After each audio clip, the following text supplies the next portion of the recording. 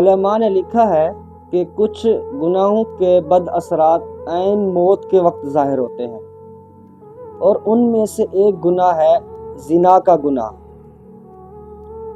زنا کا گناہ کا اثر بھی عین موت کے وقت ظاہر ہوتا ہے۔ ایک حافظ قرآن تھا، اس نے ایک بار اپنی شہوت کی نظر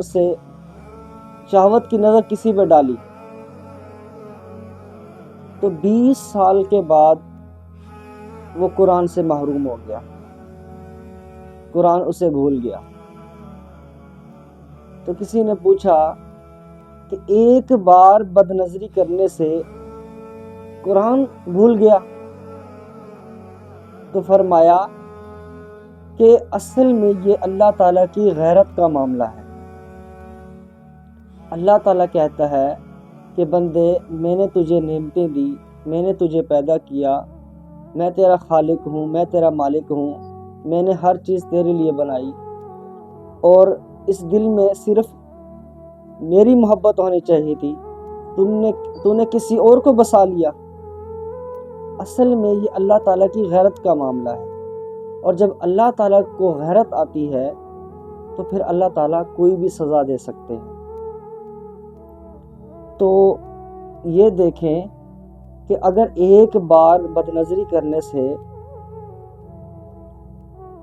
قرآن سے محروم ہو سکتا ہے، تو آج کا جو ماحول ہے کہ ساری رات فون پر باتیں اور میٹنگیں ہو رہی ہیں، اور ایک دوسرے سے مل ملاپ ہو رہا ہے، اور تیرے بغیر دن نہیں لگتا، رہا نہیں جاتا، پتہ نہیں کیا کچھ چل رہا ہے، تو پھر اس کا جو اثر ہوتا ہے نا، وہ عین موت کے وقت ظاہر ہوتا ہے۔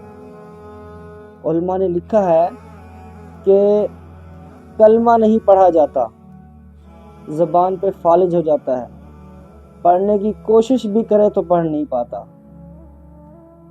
تو اس گناہ سے فی الفور توبہ کرنے کی ضرورت ہے، اس گناہ سے اللہ تعالیٰ سے فوراً توبہ کرنے کی ضرورت ہے، کہ ایسے گناہ ہے جو عین موت کے وقت ظاہر ہوتے ہیں۔ تو اللہ تعالیٰ ہمیں ہر طرح کے گناہ سے محفوظ رکھے۔